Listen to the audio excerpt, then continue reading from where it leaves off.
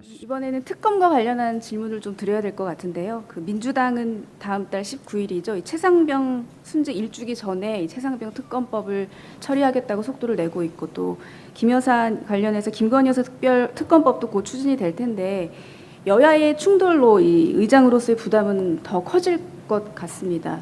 각오가 돼 있으신지. 특검 정국이 빨리 끝났으면 좋겠어요. 이제 그렇게 하려면 결국 이제 아까도 말씀드렸듯이 이 국민들이 요구하는, 국민들이 궁금해하고 국민들이 풀어야 된다라고 하는 그런 특검들이 있잖아요. 근데 그걸 그냥 덮어서는 덮어지지가 않는 거란 말이죠. 그래서 그런 점에서 이 특검을 여당도 이런 이 정치적인 사안 가지고 계속 부닥치는 이 정부를 어떻게 풀어야 될지, 또 어떻게 빨리 해소해야 될지, 그 점에 대해서 정말 진지하고 유연하게 검토해 주기를 바라고요. 역시 국회의 큰 역할은 국민의 민생, 국민의 먹고 사는 문제를 해결하는 것이기 때문에 저는 이제 그 일을 더 강조하겠습니다만, 이렇게 크게 정치적으로 충돌하는 사안들을 빨리 처리하고 가는 것이 맞겠다. 그렇게 하려면 여당의 역할이 매우 중요하고, 또 대통령께서 이 문제를 유연하게 바라봐 보시는 것이 국정 운영 동력을 만들어내는 데도 크게 도움이 될 거다, 이렇게 생각합니다. 네, 앞서서 법사위 얘기도 나왔긴 했는데, 이 법사위를 민주당이 장악한 상태에서는 의장으로서의 책임감, 부담감 더 막중해질 수밖에 없을 것 같은데요. 언론 인터뷰에서 이렇게 말씀하셨습니다. 22대 국회의장은 국민을 위해 싸움의 기술을 잘 쓰는 협상과 정치력의 달인이 맡아야 한다. 이렇게 말씀을 하셨거든요. 달인으로서 어떤 기술을 구상하고 계실지 이 말을 현실화하실 수 있을까요? 그거는 저만의 비법인데 다 얘기하라고 그러면 재미가 없잖아요. 하여튼 제가 그 얘기를 한 거는 그 문재인 정부 그때 이제 제가 할 때 123석 가지고 정부 구성하는 표결을 다 했습니다. 그러니까 표결해야 될 게 국무총리, 또 추경, 대법원장, 헌법재판소장, 또 거기에 대법원 판사들, 정부조직법, 본예산 이런 것들을 그때 표결로 다 처리를 했거든요. 그때 제가 하고 있었던 당의 의석수가 123석입니다. 예, 그래서 이거는 정말 협상력을 발휘해야 돼요. 정말 겸손하게, 정말 잘 설명하고, 그러면서 상대 동의를 끌어낼 수 있고, 정 안 되면 국민들이 결국 나서서 하게 요구하거든요.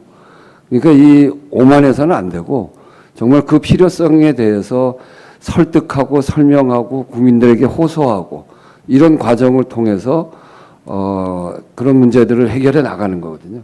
거기에는 정말 협상력과 또 정치력도 필요하고 국민들에 대한 진정성도 필요하고 이런 것들이 필요한데, 그런 것들까지 잘 발휘를 해서 이런 문제들을 하나하나 풀어갈 수 있도록 여야 원내대표들한테 제가 굉장히 강조할 겁니다.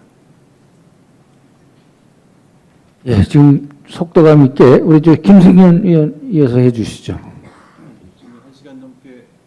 1시간 넘게 의장님 말씀 들어보니까 양갈래 메시지를 다 내주신 것 같아요. 그러니까 민주당이 총선을 통해 의석을 많이 얻은 것이 민심이니까 그 민심을 잘 따라야 된다는 말씀 주시는 동시에 잘해서 이긴 게 아니기 때문에 겸손해야 된다, 오만해서는 안 된다 얘기를 해주셨습니다. 이 말씀을 드린 이유가 이 민주당 재집권 전략 보고서라는 책을 낸 게 있는데, 제가 전에 봤던 건데 이번에 하신다 그래서 제가 좀 들춰봤더니 이런 대목이 있었어요. 제가 인용해 보겠습니다. 4년 전 총선에서 압승을 한 다음에 정의당 등 비슷한 활동을 했던 정당들과 연대가 깨질 때인데, 그걸 후회하시면서 하신 말씀이에요. 권력의 욕심이 너무 컸다고 생각합니다. 탄핵을 당하면서 보수 정당이 무너지니까 우리가 국민의 지지를 갖고 독자적으로 정권을 유지해 갈 수 있을 거라고 생각했는데 그것이 오만했다는 것입니다 라고 얘기했습니다. 그래서 지금 사실은 내가 지금 하는 것이 민심에 따른 것인지 오만한 것인지를 구분하는 능력은 참으로 필요하나 굉장히 드물었다는 걸 저희가 역사적으로 볼 수 있는데, 지금이 원구성 과정, 특검 등 다수 법안의 일방적 처리, 저 대통령실에서는 거부권을 유도한 거냐라고 말도 하는데 지금의 상황은 오만입니까? 아니면은 민심입니까? 어떻게 보세요?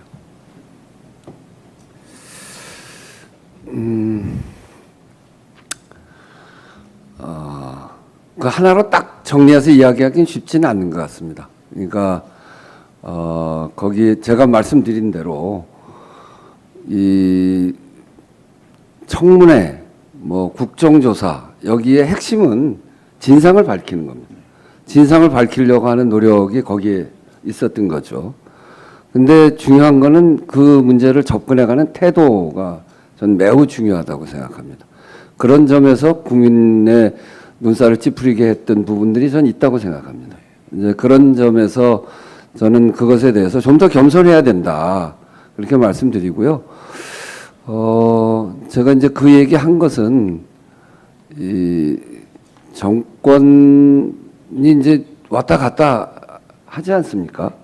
이제 그런 속에서 지난 탄핵 이후에 민주당이 취했던 그 123석을 가지고 국정과제를 풀어나가야 되는 데 있어서 탄핵을 같이 했던 세력들과 손잡았으면 훨씬 더 쉽게 하고 소위 과거부터 얘기하는 그게 민주대연합이거든요.